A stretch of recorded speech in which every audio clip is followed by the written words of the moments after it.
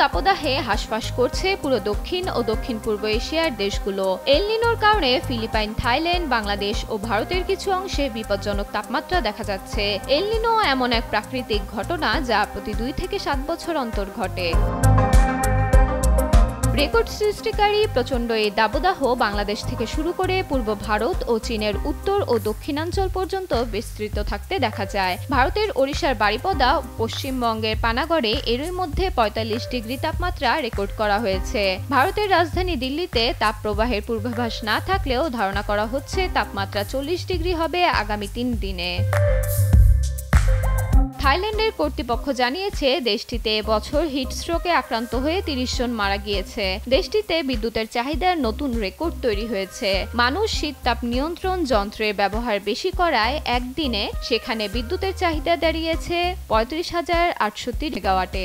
অস্বাভাবিক গরমের কারণে থাইল্যান্ডের রাজধানী ব্যাংকক ও তার আশেপাশের অঞ্চলগুলোতে হিট অ্যালার্ট জারি করিয়েছে দেশটির আবহাওয়া দপ্তর।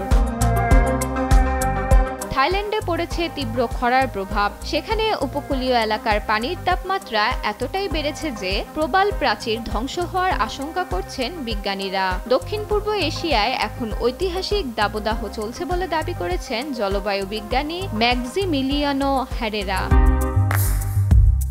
ইন্দোনেশিয়াও দীর্ঘ খরায় ধানের দাম আকাশচুম্বী। গত কয়েক মাসে দেশটির বিভিন্ন প্রদেশে বৃষ্টি না হওয়ায় ধানের উৎপাদন ব্যাহত হয়েছে।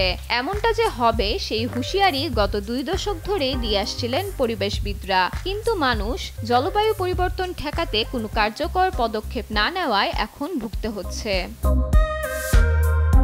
জলবায়ু পরিবর্তনের কারণে বর্তমান বিশ্বের যেসব দেশে খরা, বন্যা, ঝড়, অতিবৃষ্টির মতো প্রাকৃতিক দুর্যোগের ঝুঁকি সবচেয়ে বেশি, সেসব দেশের মধ্যে ফিলিপাইন অন্যতম। দেশটির আবহাওয়া দপ্তরের তথ্য অনুযায়ী অন্তত 30টি শহরের তাপমাত্রা 42 ডিগ্রি সেলসিয়াস বা তার বেশি ছাড়িয়েছে। ফিলিপাইনের আবহাওয়া দপ্তর জানিয়েছে সামনের দিনগুলোতে গরম আরও বৃদ্ধির আশঙ্কা অন্তত 50%।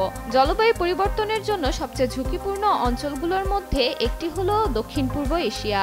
এপ্রিলের শুরু থেকে এখানে প্রচণ্ড দাবদাহ দেখা যাচ্ছে।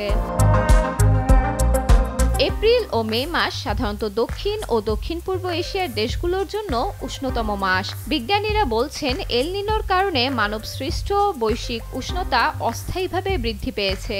বিজ্ঞানীরা সতর্ক করে বলেছেন শীঘ্রই এ থেকে পরিত্রাণ নেই। ফারিহা ইসলাম মিম, দেশ টিভি।